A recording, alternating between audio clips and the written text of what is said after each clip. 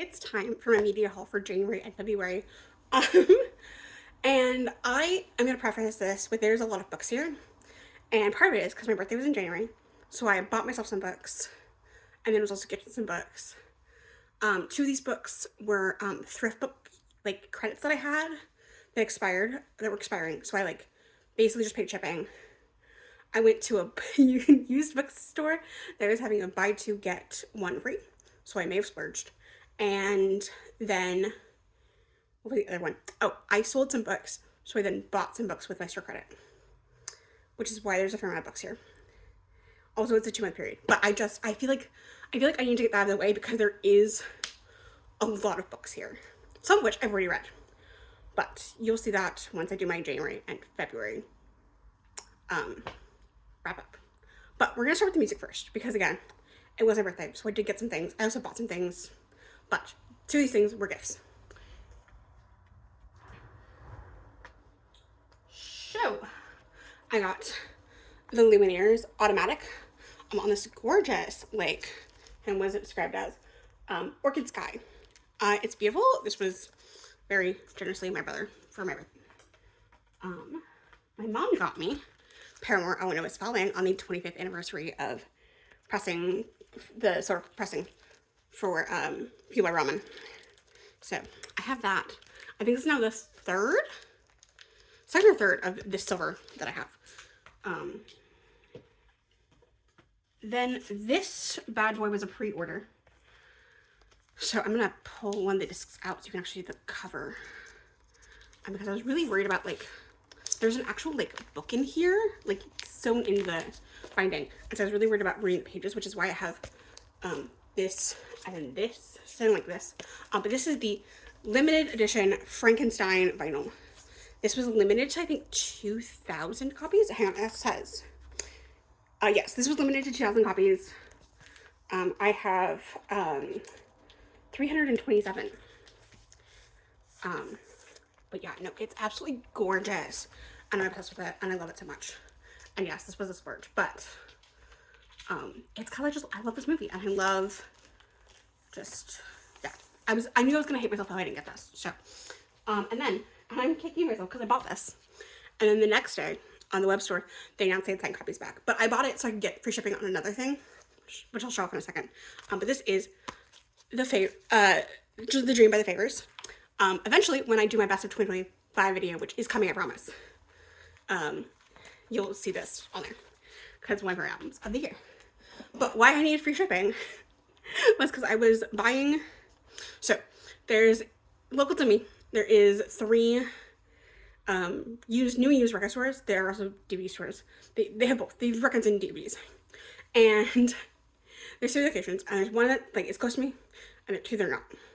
So if it's something that's available that's close to me, I will just do it for pickup, and not bust to the other 2 locations, and not bust, and instead of paying for shipping.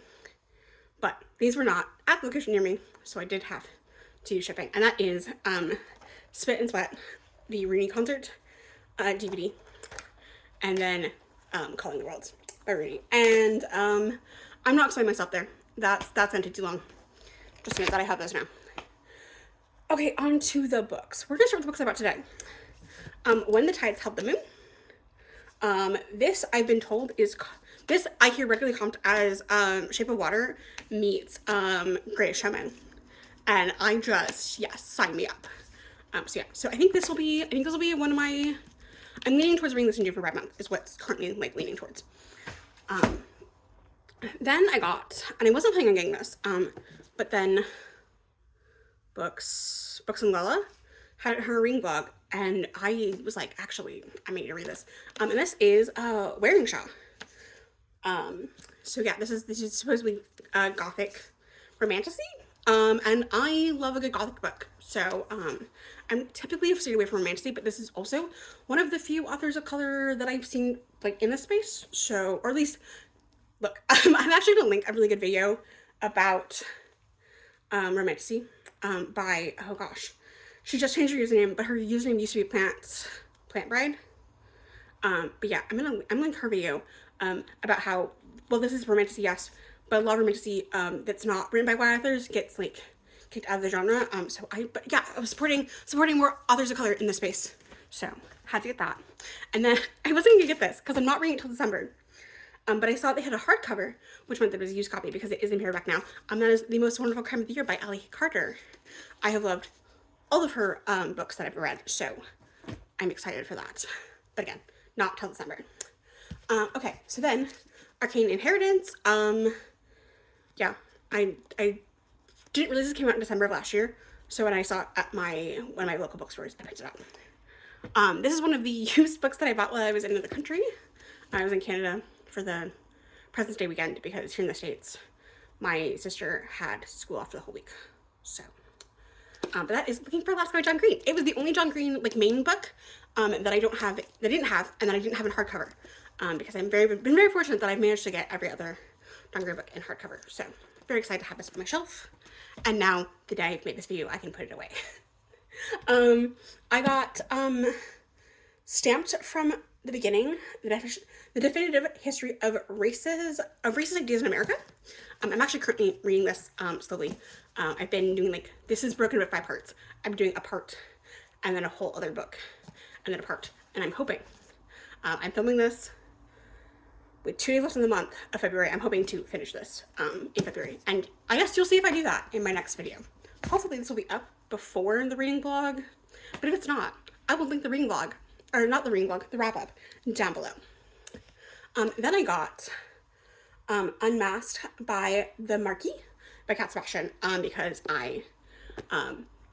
as you're probably aware, I really like Cat Sebastian, but this one was hard to find. I had to get a used copy because it's not like one of the ones I go to my local bookstore and it's just there on the shelf. But yeah, so it's gonna I don't want to make it to the series maybe next year because it is so one of the things for this year, I don't remember if I talked about this for my backlog. One of the things that I'm trying to do this year is buy the most, the 10 first books, asterisk, 3 per author is what I limited to because otherwise I'd have to have only bought Katie Roberts books. So that was part of that project. Then I also picked up Perfect Victims and the Politics of Appeal because I've heard really good things about this, both from local booksellers, but also this was a book that Books and Lala read and loved it. So then I got The Prophets. This was a used copy at my bookstore and I was super excited because I saw this on somebody on TikTok was doing everything but white and straight for Black History Month, and this was a book that they had talked about, and so I was intrigued and I was really excited to find it used. Then I got probably the oldest book still on my TBR. Let's see if,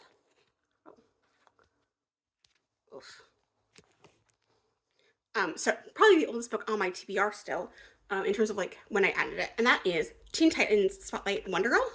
This is a tie-in to a series that I love of Teen Titans, so I picked this up while it was at a used bookstore. Then I got The Daughter of Dr. Monroe by Sylvia Garcia. This was also part of the 10 books I need to pick up, but also I'm trying to read more Sylvia Garcia. I've so far read 2 of her books, The Bewitching and Mexican Gothic. So I'm trying to read more of her work because I do enjoy her work. So I figured this was a good, that one's also just been on my TBR for a little bit, which is again why I was in the 10 books to get to, or back to pick up this year. Then I picked up Buffalo Hunter Hunter by Stephen Graham Jones. I've never read Stephen Graham Jones' book, but I love vampires, so that's why we're here. Then, so I wasn't gonna pick this up, but then my local bookstore was posting new books to our new and used section the day before I went to sell books, and I was like, oh, if that's still there tomorrow, I'm gonna pick it up. And it was, and this is The Library at Hellbourne by Cassandra Shaw. I've heard really good things about this. I'm super excited. I really enjoyed The Salt in the Sea. Was that the name of the other? I'm looking over there as if it's over there. I know it's not, because the horror is slowly moving out of this room into my bedroom on the floor because there's not enough space for all the books. Then I also picked up Bitter by Mezquiki. I read Pet a few years ago for the Trans Rights Readathon, and the Trans Rights Readathon is having again in March. This year it's going to be 2 whole weeks instead of last year it was 11 days. So I need to pick some things up, and I was originally going to read Son of the Morning, but I'm moving that for the book prompt I think it's June, the prompt for the cover challenge is wings, and I was like, well, I already own that book, so I just moved it there.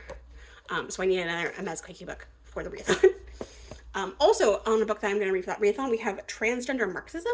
This is an essay collection about is a provocative and groundbreaking union of transgender studies and Marxist theory. So yeah, I'm very intrigued. Then I also picked up Reservoir of Bitches, because I need a book and translation for,